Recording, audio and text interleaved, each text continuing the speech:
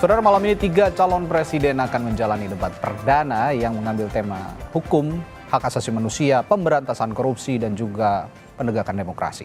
Bagaimana persiapan ketiganya? Kita akan bahas soal debat perdana bersama Dewan Pakar Timnas Anies Mohaimin, Saud Situmorang yang bergabung melalui sambungan virtual Zoom, lalu Wakil Ketua TKN Prabowo Gibran, Grace Natali, dan juru bicara TPN Ganjar Mahfud, Ciko Hakim. Selamat pagi semuanya. Pagi. Pagi. Ada Bang Saud juga di sambungan Zoom. Halo Pagi, Bang Saud, Bang Saud. pagi. Halo pagi semuanya, Pagi Indonesia. Pak Saud. Ya, Pagi Pak Saud, sama-sama. dari nomor 1 dulu nih. Kita ngobrolin, kalau Pak Saud kan dulu memang expertnya di pemberantasan korupsi karena pernah menjadi komisioner KPK begitu ya. Saya tanya mulai dari KPK. Kalau kita mengusung, kalau Amin mengusung narasi perubahan, apalagi yang mau diubah dari KPK kira-kira? Ya, yang menarik adalah kebetulan debat, bukan kebetulan ya. Desainnya debat pertama hari ini itu kan bicaranya hukum ya. Ya, Nah, itu inline banget gitu dengan misi dan visi dari paslon 1 dalam hal ini Amin. Kita kan visinya itu Indonesia adil, makmur untuk semua, oke. ya kan? Jadi ini startingnya benar-benar rely on us ini, rely on nomor 1 lah, karena kita bicara adil. Kalau kita bicara adil, tentu kita bicara hukum. Ada banyak teori justice di sana, ada banyak teori pemberantasan korupsi. Jadi kita eager banget dan saya pikir Amin dan Anies saya siap untuk mendeliver pikiran-pikiran mereka karena memang dari awal kita udah bicara adil, which is itu sangat main course kita malam nanti. Oke. Yang menurut saya itu nanti akan dijawantakan di dalam 8 program prioritas mereka. Walaupun khusus pada hukum dan anti korupsi itu di bagian nomor 8. Artinya 1, 2, 3, 4, 5, 6, 7. Kemudian 8 itu di situ kita bicara anti korupsi. Kemudian di sana ada banyak adjustment atau fine tuning yang akan dilakukan dalam. Kenapa paling bawah? Apa itu bukan prioritas, Pak Saud? Itu kan ada urutannya. Hanya urutan saja ya? bawah. Hanya masalah urutan? Di 1 ya. Jadi yang artinya yang 1, 2, 3, 4 ini dikunci oleh nomor 8. Oke. Ya kan, nomor 8. Ya. Baik. Nah, tapi kalau lihat visi misi semua, bukan hanya bicara Amin ya, tapi semua capres-cawapres begitu. Publik melihatnya ketika dipublikasikan itu sepertinya kandidat ini belum cenderung belum memberikan jaminan yang konkret begitu, masih terlalu normatif tanpa menyajikan langkah-langkah spesifik dalam program pemberantasan korupsi. Nah, kalau yang konkretnya dari Amin ini apa soal korupsi? Ya, yang paling pertama dalam presidential atribut tidak presidential power itu kan sebenarnya atribut utamanya kan personality. Oke. Ya enggak? Itu atribut utamanya, which is itu yang kita katakan selalu di depan mahasiswa. Saya sudah keliling lebih dari 300 kampus ya. Yang kita punya barang boleh dibanding dengan barang toko sebelah, saya bilang begitu. Jadi personal atribut itu cukup kuat. Jadi strategi boleh berubah, struktur boleh berubah, sistem boleh berubah, orang-orang boleh berubah. Tapi values yang dimiliki oleh 2 calon ini, terlebih pasangan yang memang punya passion di sana pemberantasan korupsi. Oke. Jadi saya pikir tidak sulit kalau kemudian berikutnya atribut presidential power itu kan dialog ya. Ya. Apa yang ditulis 1 sampai 8 itu pun siapapun bisa buat gitu. Tapi ketika Anda masuk ke personality yang kuat, nah di situ Anies dan Imin yang bisa menyelesaikannya. Artinya kalau tadi ditanyakan semuanya punya passion, punya rencana. Bahkan kalau saya bilang di depan mahasiswa, ChatGPT itu lebih jago nyusun program-program itu. Tapi ketika Anda nggak punya imajinasi, itu semua program aja di barang mati. Oke. Ya artinya kembali lagi kita punya calon, imajinasinya cukup kuat dan itu sudah dibuktikan dari narasi, karya dan yang sebagai program-program yang mereka sudah jalankan. Gitu Mas. Oke lah. Kita ke pasangan nomor urut 2. Di sini ada Mbak Grace sebagai perwakilan dari capres-cawapres nomor urut 2. Kalau melihat Prabowo Gibran ini kan keberlanjutan ya. Ininya visi dan misinya juga banyak yang mirip dengan tata negara atau tata kelola pemerintahannya Pak Jokowi begitu kira-kira. Nah, kalau kita melihat KPK saat ini berada dalam titik terendah begitu. Karena kita tahu kan Firly Bahuri juga tersangkut dugaan kasus pemerasan begitu yang juga mengaitkan dengan kasus korupsinya mantan-mantan. Belum lagi banyak menteri-menteri yang di eranya Pak Jokowi ini juga keseret dalam kasus korupsi. Tata kelola pemerintahan yang juga berkaitan dengan pemberantasan korupsi dari calon nomor urut 2, apa kira-kira yang bisa secara konkret dilakukan nanti? Ya, semangatnya dari pemerintah dan juga teman-teman di DPR kan terus memperkuat kinerjanya KPK. Ada banyak faktor yang membuat indeks penanganan korupsi kita semakin buruk, dan ini kontribusinya bukan dari pemerintah saja gitu ya, tetapi juga praktek-praktek birokrasi termasuk yang melibatkan DPR. Jadi ini sebenarnya harus kerja bareng-bareng sih kalau mau memperbaiki. Nggak bisa cuman dari pemerintah saja. Yang milih ketua KPK, pimpinan KPK kan ada di Komisi 3 DPR misalnya. Atau kalau kita bicara tentang yang sudah disodorkan oleh Pak Jokowi sejak lama untuk membatasi peredaran uang kartal dan juga perampasan aset, yang menentukan kan KPK juga. Kita masih ingat di awal tahun ini ada sebuah video yang viral di dalam sebuah sidang di DPR di mana Ketua Komisi 3 dalam hal ini Pak Bambang Pacul dengan terang-terangan mengatakan nggak bisa meloloskan RUU perampasan aset kalau tidak ada persetujuan dari ketua-ketua partai gitu kan. Jadi elemennya ada banyak ini ya yang mau saya tekankan. Tetapi ada komitmen yang besar dari Pak Prabowo dan juga Mas Gibran untuk terus melanjutkan kerja-kerja yang berkesinambungan agar kinerja KPK itu bisa terus diperbaiki.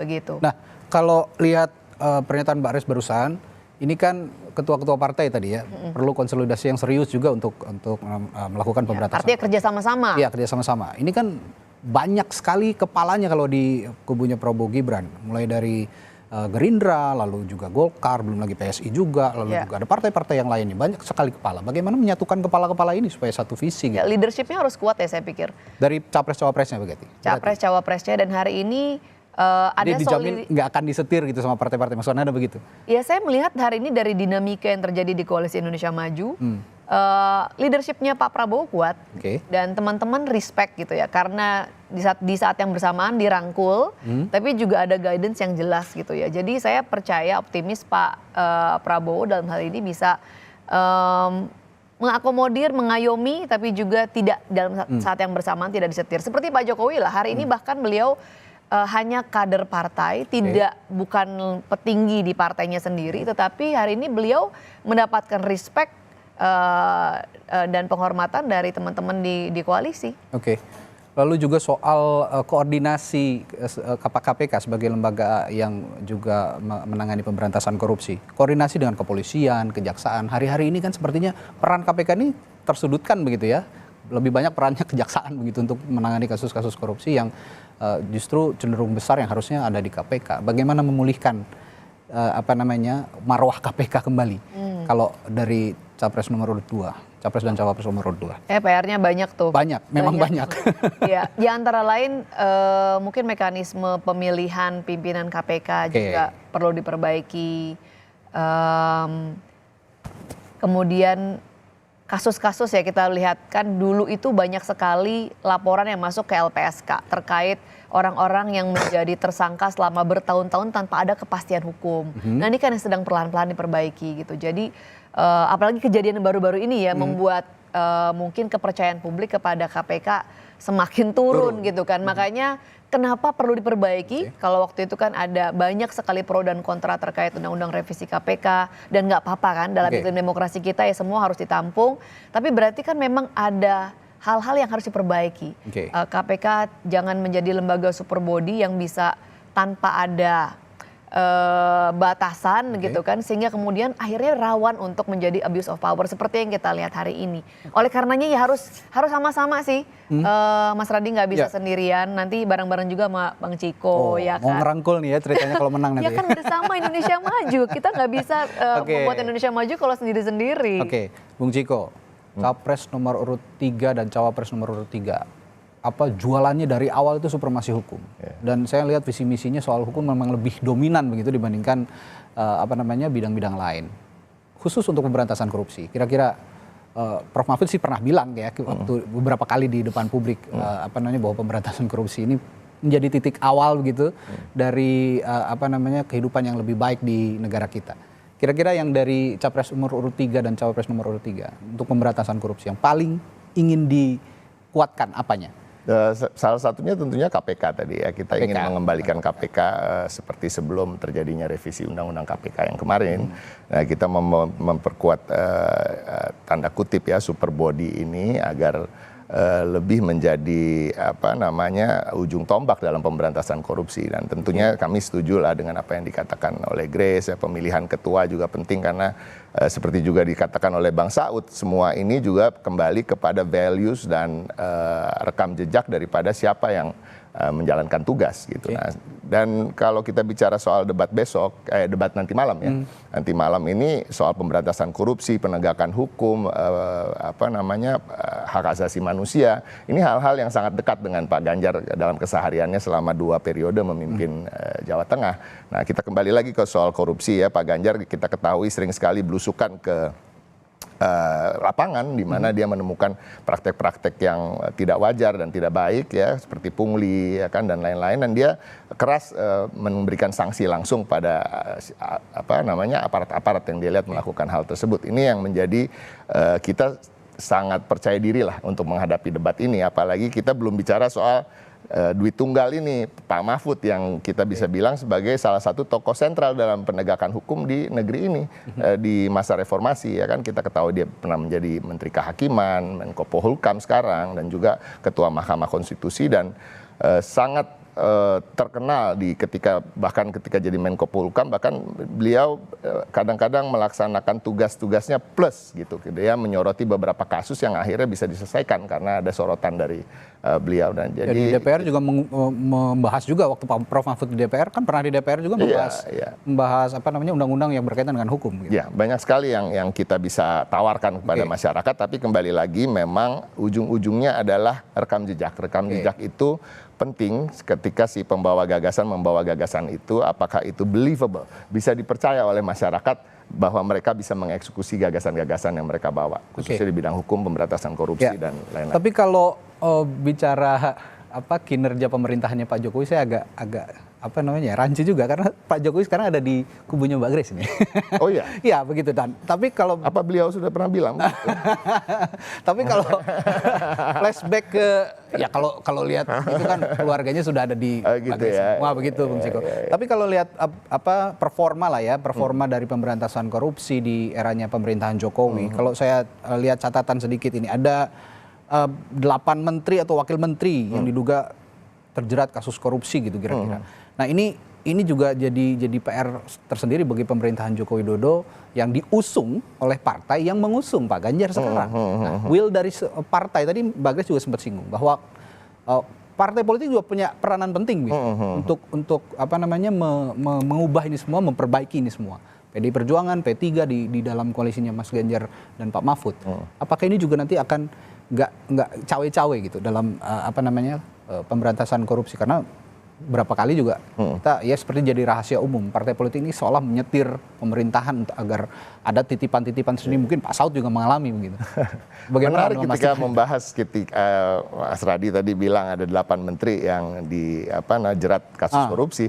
Ini menarik untuk ditelaah apakah ini sesuatu yang baik dalam penegakan hukum atau sesuatu yang buruk. Kan kita melihat ini sesuatu yang baik di satu sisi, tapi di sisi lain adalah ada yang salah dengan orang-orang ini ketika menduduki jabatan penting lalu mereka malah melanggar hukum ya. Jadi memang ujung-ujungnya nanti adalah lebih ke edukasi dan pemilihan calon-calon siapa yang akan menduduki jabatan-jabatan tersebut. Tetapi kembali lagi ketika kita bicara dengan soal pemberantasan korupsi, soal penegakan hukum, soal hak asasi manusia, saya yakin program-program yang dibawa oleh ketiga paslon ini sebenarnya bukan program-program yang benar-benar baru, dan ini juga banyak dibawa oleh pasangan calon wakil presiden maupun wakil presiden sebelumnya. Kembali lagi apakah ada political will ini yang harus bersama di antara capres dan cawapres juga dengan partai-partai pendukung. Sejak awal harus firm bahwa ini yang akan kita kerjakan dan ini harus terjadi, ini harus dieksekusi. Nah, akan beranjak ke soal penegakan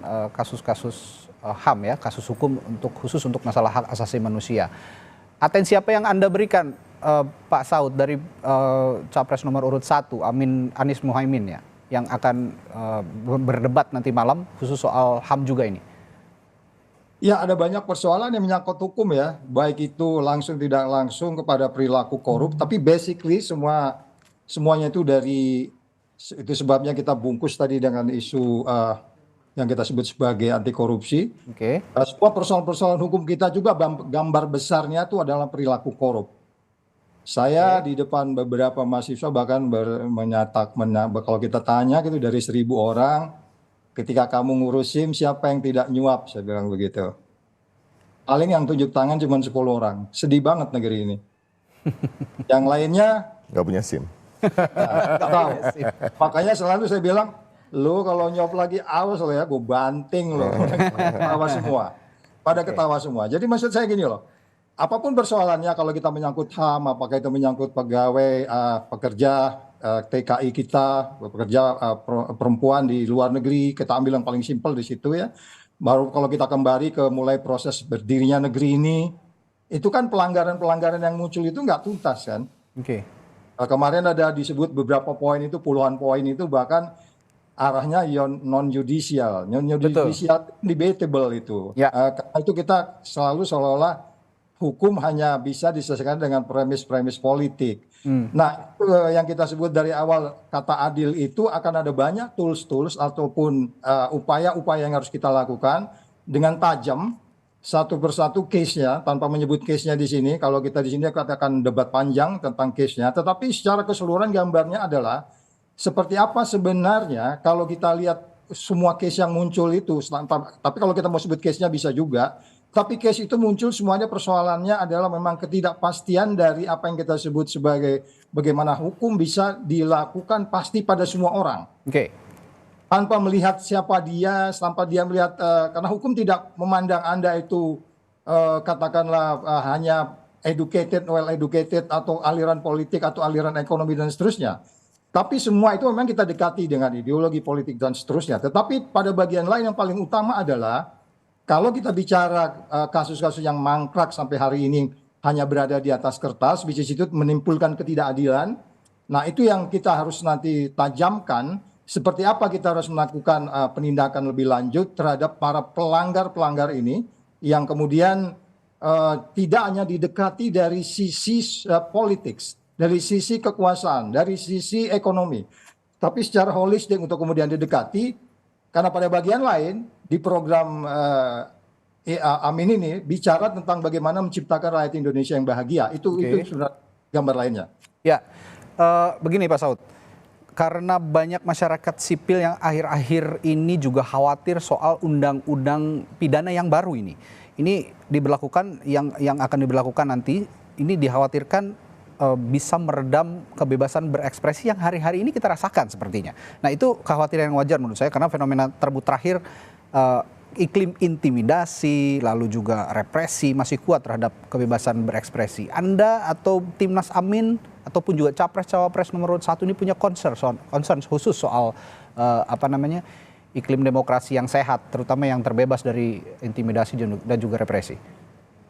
Itu tidak saja undang-undang yang baru ya, Mas ya. Ya. Bahkan itu kasus terakhir kan Rocky Gerung, Refli Harun itu kan dikenakan undang-undang tahun 4156 itu. Iya, ada juga undang-undang ITE begitu kan? Yes, ITE of course itu sudah bahkan lebih kalau kita lihat lebih itu kan kejam seperti dari undang-undang pidana. Humanize gitu lah. Jadi kita tidak hanya bicara undang-undang ITE, tapi kepada undang-undang. Dan 5 atau 10 orang terakhir yang mengkritis seseorang dalam hal ini national leadership dikenakan pasal yang lama yang kita sampai hari ini masih digunakan, bahkan itu akan kita tinjau ulang yang utama yang itu. Dan Haris Patia, Rocky Gerung dan beberapa jumlah-jumlah itu kan sebenarnya dia menggunakan imajinasinya mengkritisi apa yang kita sebut sebagai kebebasan paling hakiki manusia di bumi ini untuk berbicara, untuk kemudian itu diatur dengan hal-hal yang sebenarnya sangat jauh dari premis-premis atau yang kita sebut sebagai nilai kebebasan demokrasi, which is itu yang paling tinggi. Jadi sekali lagi tidak hanya UITE of course itu sudah udah pasti karena dia makin tidak apa kita katakan sejalan dengan prinsip-prinsip pelaksanaan HAM itu sendiri, tapi juga kembali undang-undang yang paling klasik yang kita sering digunakan sampai hari ini itu juga kita harus ganti.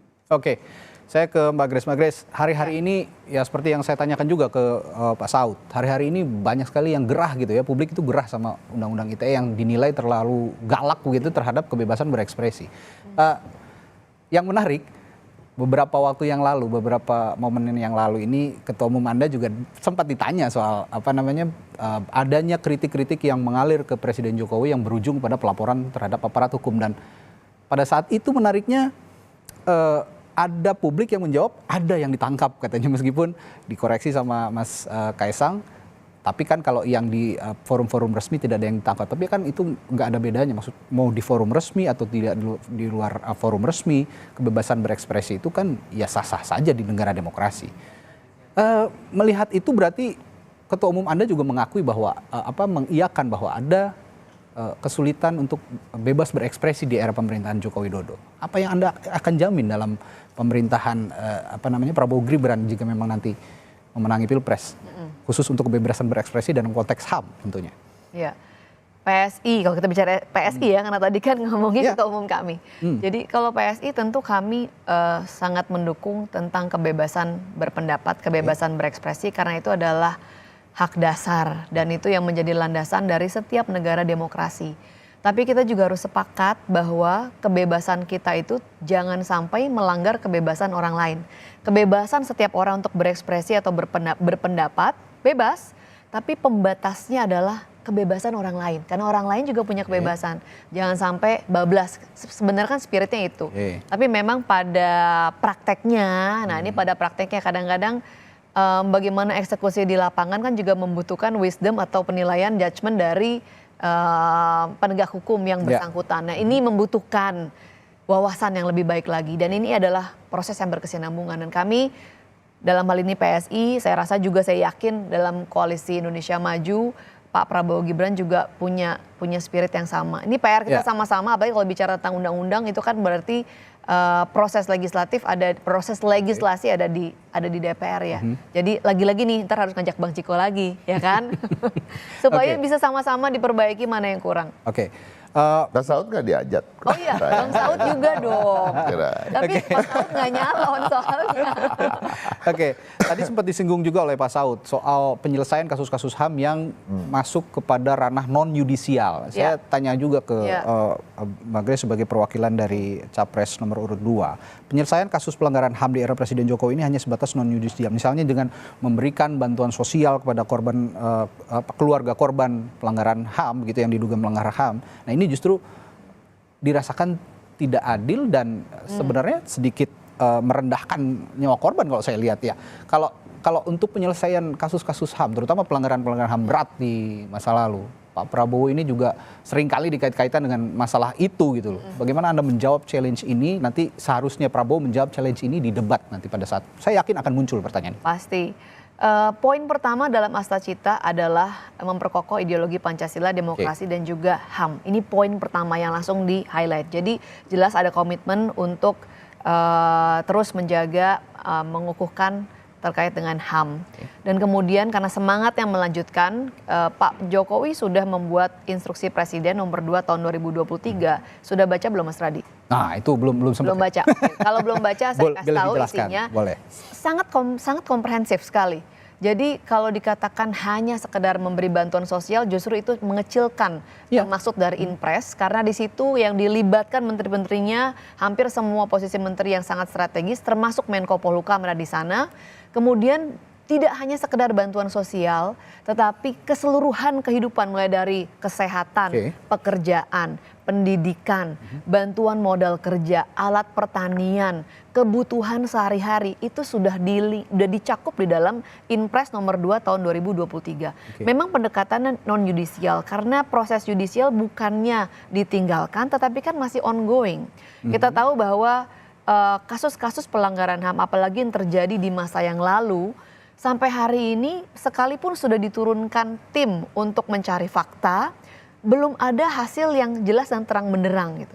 Jadi ini kan proses yang masih terus berjalan ya Mas, tapi kalau kita nungguin proses yudisialnya selesai, sementara kehidupan para korban kan masih harus terus berjalan. Oke. Nah ini yang langsung di cover oleh Inpres nomor 2 tahun 2023 Tapi nyatanya- yang sangat komprehensif itu. Tapi ternyata para korban ini juga tidak merasa terpuaskan dengan memberikan bantuan sosial, hanya memberikan bantuan sosial begitu.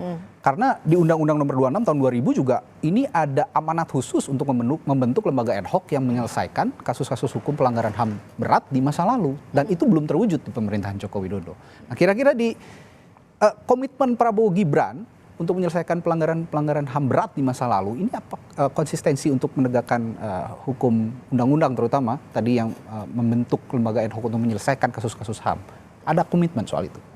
Ada komitmen untuk menyelesaikan pelanggaran HAM dan juga tidak hanya ke belakang ya, tapi ke depan juga. Karena kehidupan dari para korban ini kan harus terus berjalan. Oke. Dan tadi seperti saya bilang, Inpres nomor 2 tahun 2023 silakan dibaca setelah ini, itu sudah sangat komprehensif. Kalau ada yang masih kurang-kurang, tentu ada ruang untuk terus memperbaiki. Oke. Ini kan payung hukum ini tujuannya untuk memberikan kepastian dulu gitu kan. Dalam perjalanannya kan bukan barang mati, tapi bisa terus diperbaiki. Tapi sudah sangat komprehensif, tinggal memang eksekutor ya, karena melibatkan banyak sekali kementerian. Jadi tergantung lagi, berpulang lagi kepada kementerian masing-masing supaya jalannya harus sama nih pace-nya. Oke, Bung Ciko, jangan lari dulu. Bung Ganjar ini juga punya kasus HAM yang dikait-kaitkan juga nih sepertinya. Wadas. Oke. Ini akan ditanya, saya yakin. Dan ngomongin HAM itu soal politik kebijakan, seperti yang kita bahas sama Pak Sau tadi, Mbak Grace tadi, politik kebijakan soal penegakan HAM di era Presiden Jokowi ini masih lemah begitu. Apa yang ingin diperbaiki dari Ganjar Mahfud soal HAM, terutama nanti kalau ditanya soal Wadas apa jawabannya? Gitu. Pertama kita bicara soal Wadas dulu ya. Oke, Kita harus silakan. mendudukan permasalahan ini supaya clear di masyarakat, dan kesempatan ini saya gunakan dan saya bersyukur ada pertanyaan begitu. Nanti juga tentunya akan lebih dijawab secara komprehensif oleh Pak Ganjar. Kita harus tahu sendiri bahwa Wadas ini adalah proyek strategis nasional. Ini bukan proyek pemerintahan Provinsi Jawa Tengah, di mana justru Pak Ganjar akhirnya yang menyelesaikan mitigasi dan penyelesaian permasalahan di Wadas. Jadi maksud Anda harusnya Presiden Jokowi yang singkatnya menyelesaikan? aja. Pemerintahan pusat lah, pemerintahan pusat. Kalau kita bilang Pak Jokowi kan juga sebenarnya Pak Jokowi ini kan pemerintahannya juga pemerintahannya PDI Perjuangan juga. Betul. Kita nggak mau lari dari situ gitu. Kekurangan maupun kelebihannya juga adalah kelebihannya PDI Perjuangan gitu. Ini intinya itu. Ini masalah Wadas. Tapi ke depan kita bicara soal penegakan hukum dan khususnya di bidang HAM. Yang pertama tentunya kita harus jelas dulu. Ada standar HAM internasional. Kita bicara hak asasi manusia ini kan sebenarnya sesuatu konsensus internasional, bukan konsensus Indonesia aja gitu. Jadi harus ada standar HAM yang difahami oleh semua aparat dan juga masyarakat. Dan ini yang harus kita sosialisasikan ke bawah maupun kepada aparat, khususnya kepolisian. Nah, tadi saya tertarik ketika bicara soal penyelesaian kasus-kasus hukum di masa lalu, yang kami juga merasa ada menjadi beban peradaban Indonesia ketika kasus-kasus HAM itu tidak diselesaikan. Dan kami, Pak Ganjar dan Pak Mahfud, tentunya berniat untuk mengarah ke sana. Tapi dikatakan oleh Grace tadi, bahwa ini melibatkan beberapa kementerian. Tapi gini, ini adalah sistem presidensial yang kita anut di Indonesia ya. So the buck stops here istilahnya. Salah satu mantan presiden Amerika Serikat mengatakan bahwa dia memasang sign di mejanya itu the buck stop here. Semua masalah itu selesai di sini.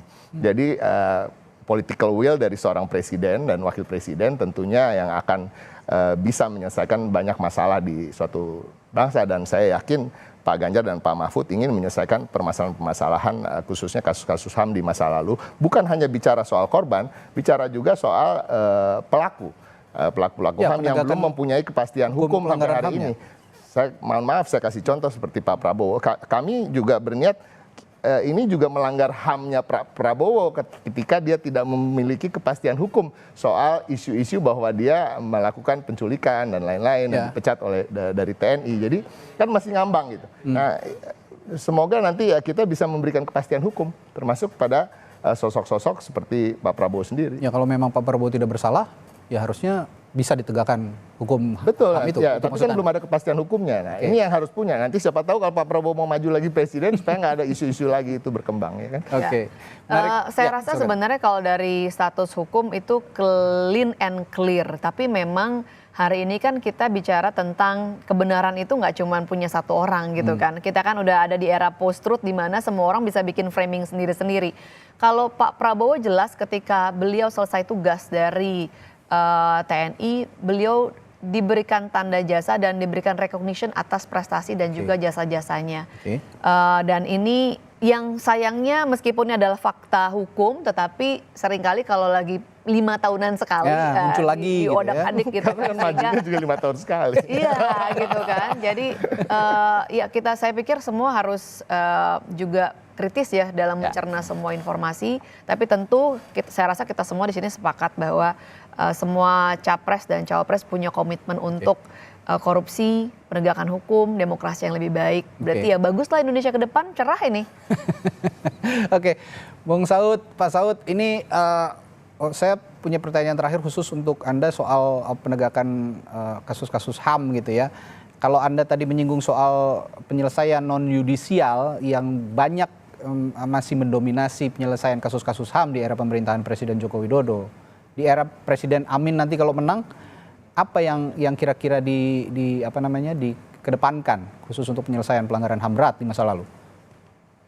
Ya, selain kemudian kita nanti akan melihat kembali instrumen apa yang harus dipakai untuk itu, apakah instrumen-instrumennya itu jalan atau tidak? Kalau tidak jalan, kenapa? Karena sebenarnya kan basically Indonesia ini apa yang belum diatur sih? Jujur aja dulu deh, semua kita ya. Oke. Semua itu sudah diatur, cuman kemudian once itu masuk di implementasi, kemudian kita mengeluarkan sejumlah justifikasi pendekatan-pendekatan yang basically itu sebenarnya conflict of interest. Oke. Cuman seliputnya itu ideologi, politik, dan seterusnya. Jadi kalau ditanya bagaimana kita bisa menyelesaikan ini, saya pikir periode ini harus selesai. Siapa yang harus dibawa ke depan pengadilan, dibawa ke depan pengadilan. Dan itu jangan berulang-ulang seperti disampaikan tadi.